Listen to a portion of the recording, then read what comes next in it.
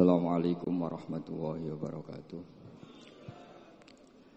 Alhamdulillahirabbil alamin wassalatu wassalamu ala asyrofil mursalin sayyidina Maulana Muhammadin wa ala alihi washabihi ajmain. Amma ba'du. Teng ngarsa keluarga besar Mbah Ahmad Minan Abdullah ingkang kula hormati, khususipun Nyai Umi Maftuhah sedanten keluarga Gus Hatta. Ing ngarsa para kiai khusus wonten Kiai Ulil Albab Arwani, wonten Mbah kawula Kiai Muat, wonten Ndek Rozin Gus Nazif, wonten Kiai Mujib, teng ngarsa para habaib ingkang kula hormati. Kula mun niat boten guyon, ternyata Pak Muat guyon. Tapi insyaallah kula boten guyon. Kula niku pun gayane lungguh kursi tapi sajane boten gayane, mergi dikongkon ngoten. Terus kalau niku terkenal kiai sing ora kena diundang kecuali pernah sepuh. Ternyata pernah sepuh niku kathah. Terus termasuk Mas Nadif ngrasa sepuh. Iku nak mboten dituruti ngerahno banser. Terus ribet niku kok. Kula badhe matur jauh sederengipun Mbah kawula Ki Mu'at Thahir. Beliau itu mbah kula saking lasem nggih saking kajen. Terus kula cerita sekedap buyut kula kandung namine Hafsah. Niku gadah putri Sofiyah niku dugi kula. Adikipun Sofiyah Badiah niku dados ibuipun Kiai Sahal. Wonten malih Kiai Zubaidi dados Mbah Afif, Mbah Ahmad. Terus Hafsah niku binti Maksum bin Soleh bin Asnawi Sepuh. Nabi Sepon itu saking Mbah Jirah mriki terus Mbah Alfiyah dugi Mbah Mutamakin terus dawuhe Pak Muat kula tesih gadah channel. Tapi bate nggih boten pati banter, kula niku waris wedok dadi banter Mbah Muat. Tapi nek kula kliru niku pantes waris wedok. Nek waris lanang niku ketoke ora pati pantes. Terus niki kula cerita di antara khazanah sing kula waos. Dan itu jauh sebelum kula pireng cerita Mbah Minan. Kula nggih sering diceritani bapak kawula.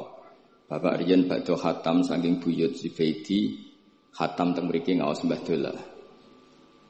Niku banyak ulama sing gadah tradisi kados Mbah Minan.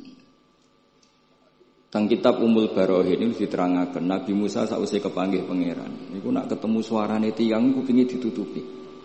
Wong bar krungu suarane pangeran terus krungu suarane manusa. Iku pusing. Terus baminan niku biasa terus Quran terus bocah bakas panen niku kan pusing. Sebut critakno corona niku ya pusing.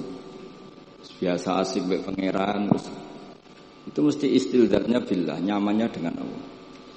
Di Indonesia niku kathah sing ngoten. Sing masyhur nggih Mbah Dimyati Pandeglang. Wonten alhamdulillah wonten Mbah Minan.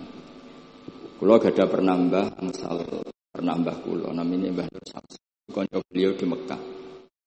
Iku termasuk ngriwayataken dawuh Mbah Minan. Saku iku kang wis ora urusan ambek wong wis pokoke aku ngaji disalahno wong akeh lah, sementing aku ngaji Quran.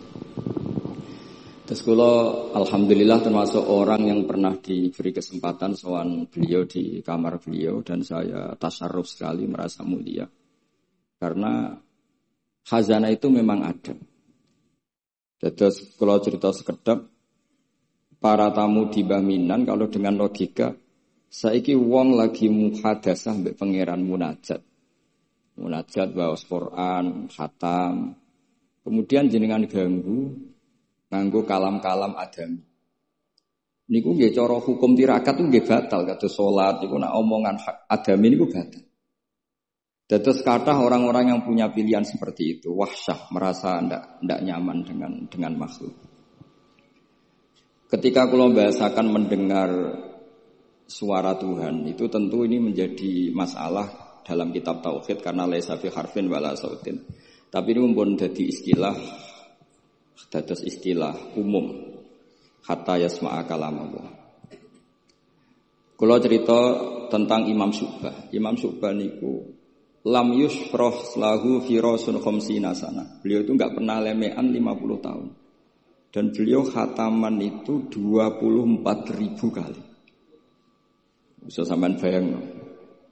Dan itu seringnya diwuduin wahid. Kata Sayyidina Utsman niku khatam Quran ngger badha Isya niku witire namung sak rakaat. Sayyidina Utsman itu satu-satunya sahabat kalau witir namung sak rakaat. Tapi sak rakaate Sayyidina Utsman itu khatam Quran. Nah kita alhamdulillah saged niru sak rakaate. Nggih hebat. Kalau nate ngaos kitab Fathul Bari Syarahipun Bukhari, ada kelompok tertentu yang mengkritik kita karena sering khatam deres esok, khatam sore, atau deres esok, khatam duhur. Bahkan yang profesional semaan kadang di orang cakepan, duhur khatam, pindah terus, nggak macam-macam lah wong kata. Begitu sepuro pengiran. Sing jelas nak hasilnya lumayan di sepuro bojo lah. Kalau ada konco hafid itu pegawaiannya semua. Anu nak cerita nih sampai apal deh. Nak wong belah sakmene, nak wong desa sakmene.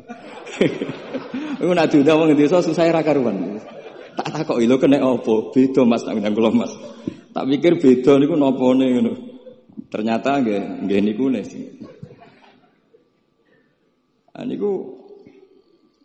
Niku sing mboten pati top-top. Nah, sing top-top niku khatamane mbek pengiran.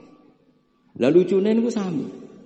Sing payu ning desa ning belah yo nyun sewu yo duwe hasil. Tapi jenenge rezeki perhitungan niku jumlahe nggih terbatas.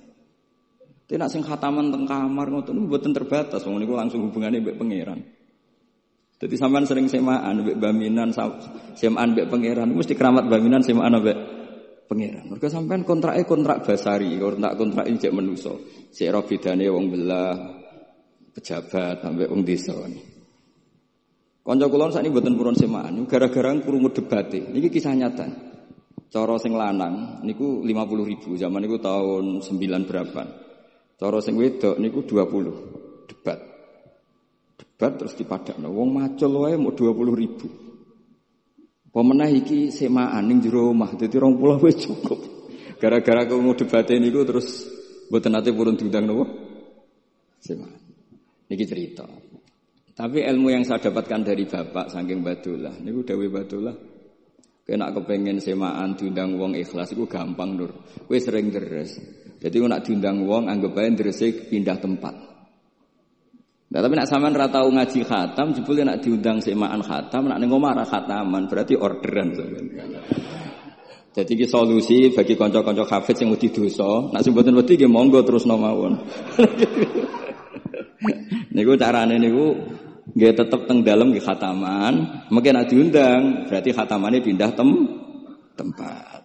Tapi nek sampean ra tau ning omah khataman, kok nek diundang khataman ya berarti order. Niki mboten nyindir, niki menata niat nih, cerita-cerita nata niat. Terus Imam Fathul Bari niku cerita, ketika Rasulullah sallallahu alaihi wasallam dawuh iqra'hu fi syahrin, ada sahabat yang pamit mau khataman tiap bulan enggak boleh, 2 minggu enggak boleh, seminggu enggak boleh. Walhasil itu dipakai alasan. Terus Nabi ngendikan iqra'hu fi syahrin, sampai iqra'hu fi sab'in, sampai ada riwayat iqra'hu fi salasin. Sudah 3 hari khatam sekali itu sudah kebanyakan. Apalagi 1 hari khatam sekali. Itu kemudian dipakai kelompok tertentu untuk mengkritik tradisi NU yang 1 hari khatam. Tapi apa jawabannya Imam Fathul Bari? Apa mereka yang mengkritik itu benar-benar nyata iqra'hu fi syahrin, kemudian mereka itu khatam tiap bulan? Kan enggak juga. Oke, kamu kritik enggak apa-apa dari Imam Sinten Ibnu Hajar Al-Asqalani, tapi kamu juga harus baca iqra'hu fi syahrin tiap bulan benar-benar apa? Khatam. Iqra'hu fi sab'in.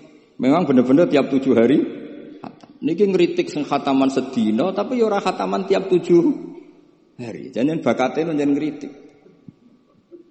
Nah, terus Imam Fathul Bari cerita, a'rafun nas, orang paling tahu tentang yang dikehendaki Rasulullah sallallahu alaihi wasallam tentu ashabu, beberapa sahabatnya.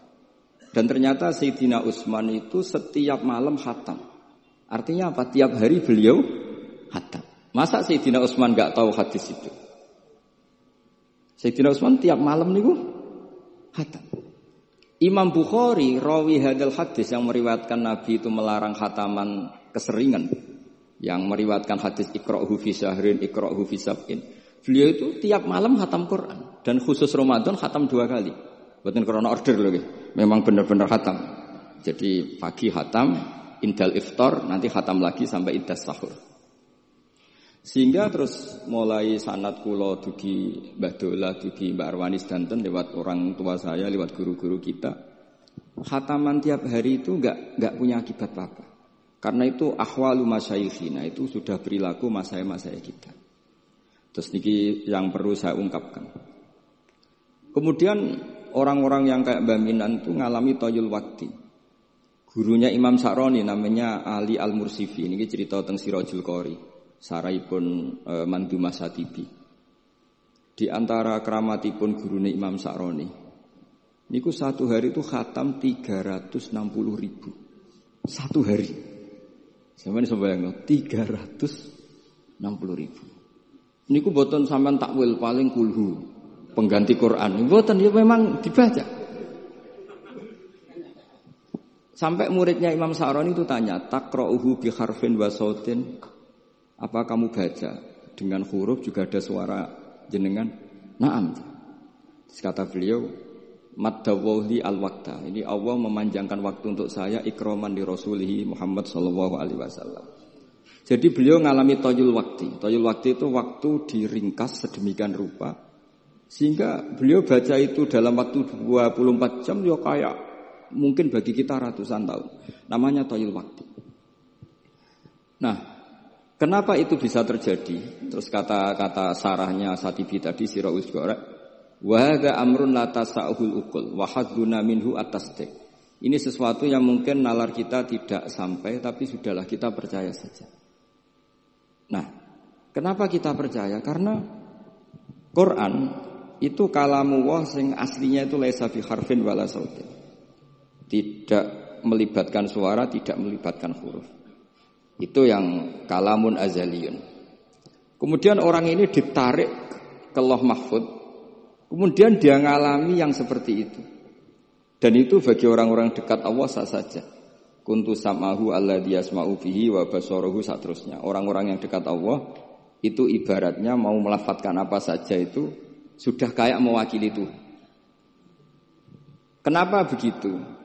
Karena dia saking fananya pada dirinya sampai ya memang fana. Sehingga ya dia sudah, tapi bukan manunggaling kawula Gusti mboten. Misalnya begini, saya beri contoh. Andaikan sampean itu jadi wali, sebetulnya saya bilang andaikan ini suul adab, bisa saja wali betul. Tapi kayaknya kok belum meyakinkan. Andaikan dulu, urutannya andaikan dulu. Kalau sampean jadi wali, itu enggak tahu bedanya antara ayam itu melahirkan telur atau telur lahir dengan ayam itu lahir dari batu.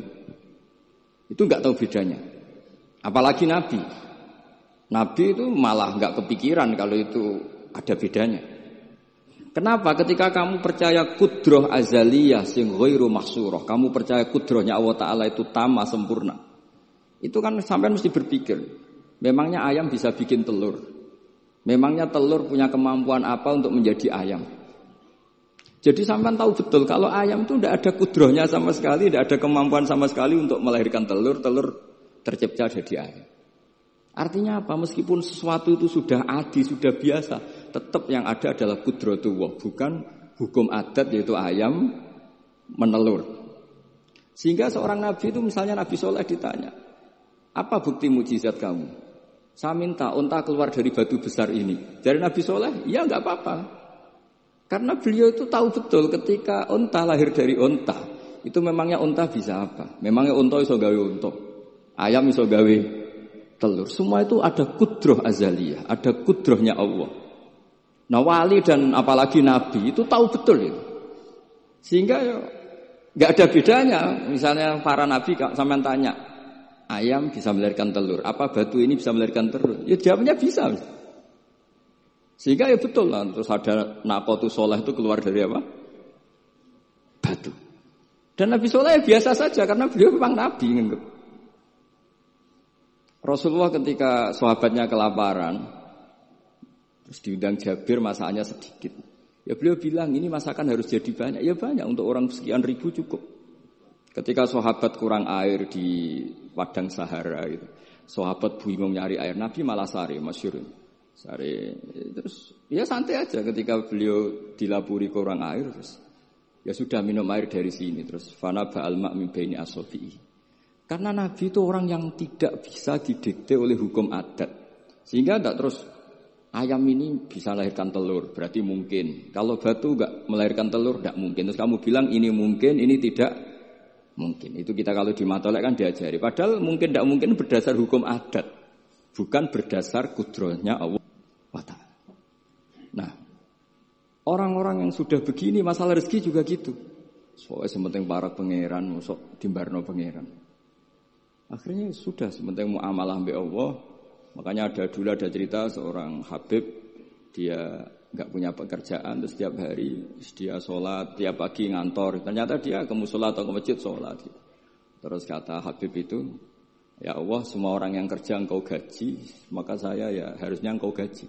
Iku yo terus sugih, tapi bukannya ditiru ora mergo ya. Dadi dene ape ngantor ya ora di kantor, wis ngantore ning masjid salat. Tapi ini enggak boleh gaya-gayanan loh yang sudah makomnya seperti itu. Ora sampean gak makome ribet. Tapi ini cerita ya, kalau tak belajar Quran. Sehingga para nabi itu enggak kepikiran, misalnya Nabi Ibrahim itu enggak kepikiran kalau api itu bisa membakar karena beliau tahu api apa punya ikhtiar, api apa punya irodah, punya kehendak, api apa punya cara yang diinginkan api itu untuk membakar saya kan tidak juga, dia benda mati. Pasti itu murtangan Allah. Sehingga ketika beliau mau dibakar ya santai aja, beliau nggak tahu bedanya di sana sama di sini. Semua nabi itu begitu, ma kunta tadrimal kitab walal iman. Makanya semua nabi itu rata-rata ummi itu ya pokoknya sudah begitu. Makanya disuruh berdoa ya enggak mau. Kata malaikat Jibril, saya Jibril untuk nolong kamu. Tidak, saya tidak butuh kamu. Maksudnya kamu ngomong, nanti tak sampaikan ke Allah. Allah itu sudah tahu tanpa kamu. Hasbi min su'ali ilmuhu bihali. Itu Nabi. Nah, Rasulullah Muhammad SAW juga sama. Ketika mau perang Badar, itu kan musuhnya itu 1000 lah kira-kira gitu. Sahabat itu 300. Terkenalnya 313 sama dengan ashabi apa itu Talut itu apa itu waqatala apa Daud ashabi Daud itu Nabi ya santai aja. Padahal itu pedang satu dipakai orang 10. Sampai bisa bayangkan perang pedangnya gentenan. Tidak bisa kan? Tapi Nabi karena diutus Allah ya jalan saja. Ya santai. Karena bagi Nabi itu nanti ada kudratullah. Betul, ternyata perang musuhnya 1000, musuh 300, yang satu perlengkapan lengkap, yang satu gentenan pedang. Perang yus, dibacok sik nyilep pedang itu musuh kan yur gak iso bayang. Singkat cerita terus masyhur itu Nabi terus berdoa. Ya Allahumma Allahumma intuhlik hadil isobat alam tu'bad ba'dal yaum. Walhasil terus ada pertolongan dari Allah. Artinya Nabi nganggep ini gak penting 300 apa 100. Orang menang itu ya karena biqudratillah. Begitu juga di perang Khandaq Sehingga Nabi itu pernah minta kakinya kambing. Kaki yang depan namanya dirok. Dirok itu 2 kan, namanya kaki depan itu dirok. Coba ambilkan dirok itu, ini ada tamu, diambilkan. Terus diambilkan lagi, ambilkan lagi 1, diambilkan. Terus ambilkan lagi. Bukankah kambing diroknya hanya 2 ya Rasulullah? Andai kan kamu langsung ngambil, pasti tetap jumlah itu ada. Karena ketika Nabi ngendikan ini jadi konstitusi. Jadi kemana malaikat kudu melok ribet Nabi ngendikan. Ya masyhur kan Nabi khutbah padahal pas musim kemarau enggak mungkin hujan cara hukum adat. Ya Rasulullah khutbah ojo suwi-suwi niki wong bingung perkara ana udan. Pun pokoke niki bingung halakatil amwal mergo gak ana udan. Niku Nabi langsung ngendikan udan. Bareng udan minggu berikutnya wong kebanjiran sakniki mboten rusak krana kemarau tapi krana banjir.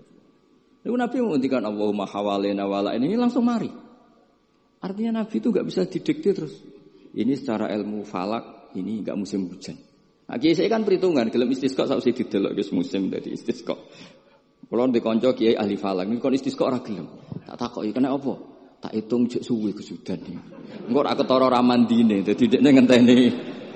Wis, yo ono kiai rondo politik ngoten yo. Tangan-tangan yo bener timbang terkenal ngobos kan nurono reputasi dadi. Itu ya. Tapi kalau Nabi itu enggak. Nabi itu ma kunta tadrimal kitab walal iman. Karena kalau kita sudah makom itu enggak bisa didikte oleh al-ahkam al-adiyah. Nak pitik mulai rondok dari pitik. Makanya ketika ada kitab Al-Fusunul Hamidiyah, hukum adat ini telah membodohkan kita lama sekali sehingga Anda tidak bisa percaya kudroh tamah. Dan ini kaitannya hormat baminan ini nanti tentang Quran. Nanti jenengan melihat mukjizat terus gampang sekali. Terus kata Imam Al-Fusunul Hamidiyah ngendikan, umpama klungsu niku biji asem nih. Andai kan tidak pernah terjadi klungsu itu jadi asem yang besar. Kemudian buah, kemudian macam-macam lah. Ditabrak truk nanti yo masalah tenan. Terus itu enggak pernah terjadi. Terus akhbaru kamu birun. Terus kamu diberi cerita orang, ini klungsu ini bisa jadi pohon besar sekali suatu saat. Kamu pasti tidak percaya. Oh ini mohal, masa barang kecil jadi besar. Berhubung sering terjadi, terus Anda bilang mungkin. Tapi pertanyaannya loh, ketika mungkin itu kamu kan nggak ikut bikin. Loh namanya mungkin tidak mungkin kan kamu harus punya otoritas ikut bikin. Kamu kan tidak ikut bikin, kok bilang ini mungkin, yang ini tidak mungkin. Ketika itu sering jadi pohon besar, Anda pun tidak berkontribusi kan? Kontribusinya siapa coba? Allah Subhanahu wa Ta'ala. Nah di sini terus para wali itu sudah mengabaikan itu semua. Jadi ya Nabi kalau mau mi'raj ya sudah terbang saja. Kayak Abdul Qadir Jilani kalau mau tawaf ya tawaf saja. Padahal beliau di Baghdad. Imam Nawawi itu di Damaskus. Tiap malam itu tawaf. Padahal penerbangan 3 jam. Karena beliau gak roh beda nih. Ki adoh iku parku. Mbak Mutamakin kepengen teng Mekah ya teng Mekah mawon. Ora usah antri haji, paspore diurus. Kondo Mas Nadib kondo menak nu mboten usah ngoten. Mboten usah ngoten. Niki cerita wali mboten. Artinya nah, orang-orang ahli Quran itu sudah ke makom itu. Sehingga ya coba warai, nak tengok-tengok ning omah terus rezekine piye ya coba warai ngono kok dadi goblok malah niki pun makomnya seperti itu. Dan kita harus berlatih. Kalau kita tidak berlatih maka ilmu ini akan hilang. Yaitu tadi, terus kita didikte hukum adat seakan-akan hukum adat ini memenjarakan kita, memasung kita, kemudian kita sampai nanti ada mukjizat. Naqatus Soleh keluar dari as-sakhrah, dari batu besar kita janggal. Nabi Ibrahim dibakar oleh api, kita apa? Janggal. Sebetulnya itu kalau pakai, makanya di Matolek, di semua pondok diajarkan ada mokhal akli, ada mokhal apa? Adi. Kalau mokhal adi itu ya sebetulnya tidak mokhal. Cuma secara adat itu jarang apa? Terjadi. Tapi kita harus mulai berpikir, dilatih. Ketika telur jadi ayam, memangnya dia punya ikhtiar? Kan enggak.